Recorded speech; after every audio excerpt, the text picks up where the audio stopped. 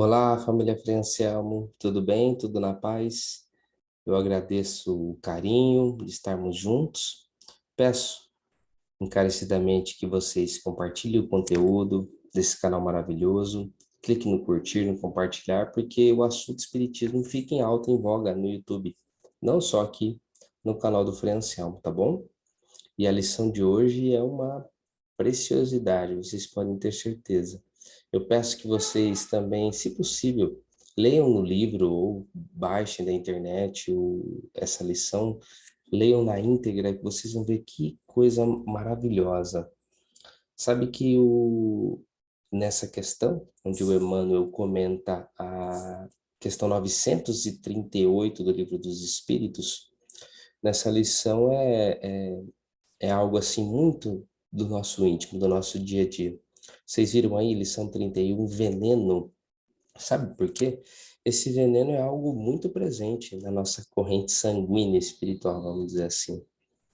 E na questão 938, como eu havia comentado, o Kardec pergunta a respeito ali, conversando com os espíritos a respeito da felicidade, da infelicidade, e é algo interessante que os espíritos falam assim, olha, parece que a gente vislumbrar os mundos felizes, a gente entender que não teremos ainda a felicidade completa nesse mundo como nós estamos, pode causar alguns efeitos colaterais que o Emmanuel explica aqui nessa lição que vamos comentar.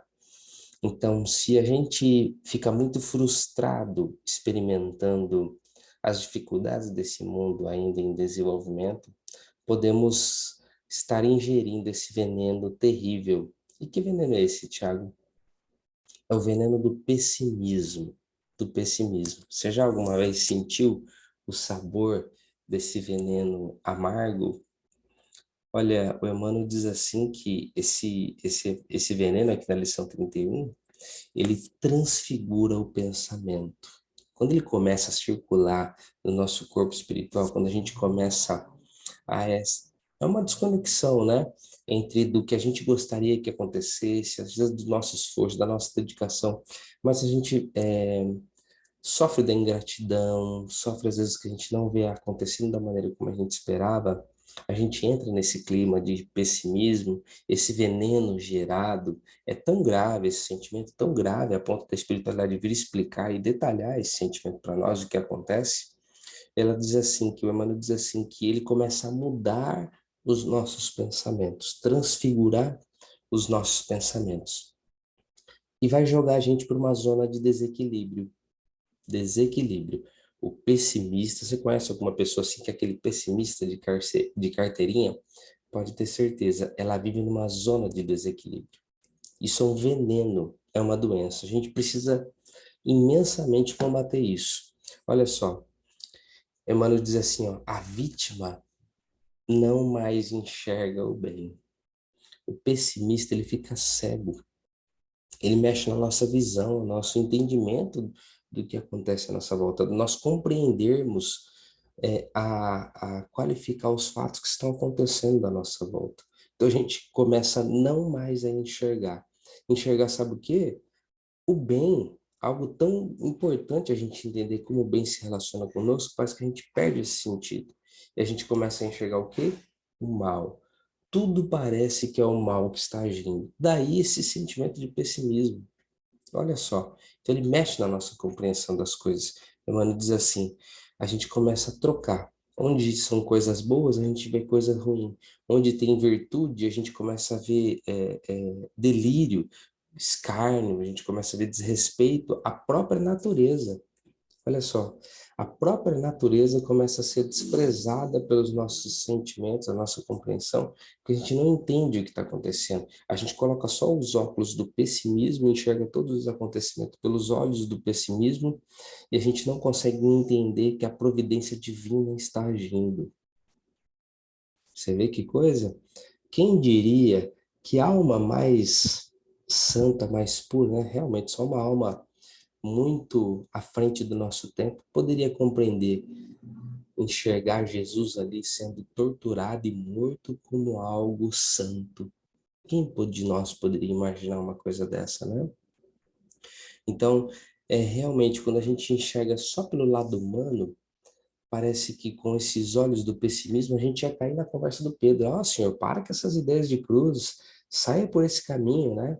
E até Jesus dá uma bronca em Pedro, fala, diz assim, olha, o que está na sua boca não é de origem boa, é de origem satânica. Tem aquela frase famosa, né? Arreda, Satanás, arreda, porque o que cogitas não são das coisas de Deus, mas sim das coisas dos homens. Essa é a bronca que Jesus dá em Pedro.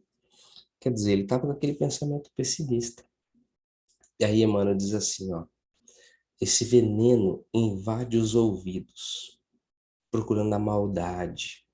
Olha só, além de começar a entrar pelos ouvidos e tudo que a gente ouve, a gente começa, tudo que a gente está captando, o pessoal tá vendo? Isso é maldade, ó, isso é errado. Tudo à nossa volta começa a ver de uma forma diferente. Ele diz assim, ó, a língua começa a ser afetada. Você já imaginou? A nossa língua começa a proferir palavras que não são adequadas, porque a gente está vivendo num cenário de pessimismo, obviamente. O que a gente vai falar? Vai falar que tá ruim. Então é isso que a espiritualidade não entende como uma doença íntima. A gente quer expressar, mas eu sou realista. Olha que desculpa que a gente dá, né? Para a gente esconder a nossa falha de ser pessimista, esconder o nosso sentimento, essa nossa falta de compreensão de que Deus está no controle. A gente fala assim, mas eu sou realista. No fundo, a gente entende. Nós estamos sendo pessimistas e ignorantes, porque a gente não consegue mais ver o bem, não consegue ver mais a ação de Deus nas coisas. Que ela não cessa, a ação de Deus não cessa. E mais, olha só, a gente começa a aceitar a suspeita ao lugar da esperança. Obviamente, né? A esperança é a primeira que vai sofrer nesse clima de pessimismo no nosso íntimo. Não tem mais esperança, tudo é suspeito para nós, tudo vai acontecer de ruim. Aí a gente entra num processo, olha só que grave isso, exaltando a mentira e agindo com aspereza, parecendo um louco, diz Emmanuel. E não é verdade? Pensa bem, meus amigos. Vocês sabem aquela parte do trecho de Evangelho de Mateus, capítulo 7, versículo 3, onde o próprio Jesus diz assim, ele dá aquela bronca na gente, né? Olha, você enxerga aí um argueiro, enxerga um cisco no olho do seu irmão, mas não consegue perceber a trave que está no seu? Tira primeiro a trave que está no seu olho para depois você enxergar e tirar o cisco que está no olho do teu irmão. Ou seja, ele diz o seguinte, você não se enxerga, né? E ainda quer apontar o defeito das outras pessoas. Primeiro se limpe, primeiro corrija os seus defeitos para depois tentar apontar o dedo para as outras pessoas. O que isso quer dizer? Que quando você está num clima de pessimismo, você não faz uma leitura adequada do cenário. Você não consegue julgar as pessoas de uma maneira correta. Porque você vive num pessimismo, o mal se instalou dentro de você. A espiritualidade está dizendo, olha, isso é um veneno. Isso é um veneno. O Emmanuel vai dizer o seguinte, que o pessimismo, ele paralisa as nossas mãos. Ele interrompe o nosso trabalho. Já viu uma pessoa pessimista agindo? Não. Ela fala assim, por que eu vou fazer? Não adianta nada, sempre vai continuar a mesma coisa. Olha que interessante. O pessimista, ele é atingido na sua visão, na sua audição, na sua língua, nos seus movimentos, na sua mão, a sua ação é interrompida. Quão grave é esse veneno chamado pessimismo, né? E ele diz assim que o pessimista, olha só, ele começa a acalentar dentro dele a infelicidade e o desejo de morte. Desejo de morte. Não é mesmo? Se eu enxergo tudo à minha volta como algo ruim, tenho aquela visão pessimista, eu estou aqui fazendo o quê? Estou aqui só para sofrer? Então a pessoa passa a ter o desejo de morte. Quer dizer, esse veneno do pessimista é tão grave que ele pode atingir a nossa própria vida, nosso bem sagrado aqui. Não é forte, gente? E o Emmanuel vai ensinar que a gente precisa ter alguns antídotos. Olha só, vou pegar aqui, ó, finalzinho da lição.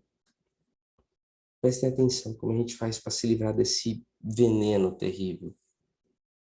Serviço constante. Serviço constante. amando, a gente seguir amando e perdoando. Você já sentiu tão pessimista que não perdeu o desejo de amar, de perdoar? Parece que aquilo não faz mais sentido para você. O pessimismo ficou tão forte que amar e perdoar você se sente um bobo, uma boba, né? Ele diz assim, ajudando e aprendendo. O pessimista tem desejo de ajudar? Não tem. Tem desejo de aprender alguma coisa? Para que aprender se não vai adiantar nada? Olha só. Então a gente seguir amando, perdoando, aprendendo, tudo isso formará um grande antídoto contra esse veneno que é o pessimismo. Que lição, né, meus amigos? Que lição enorme que a espiritualidade nos deixa aqui.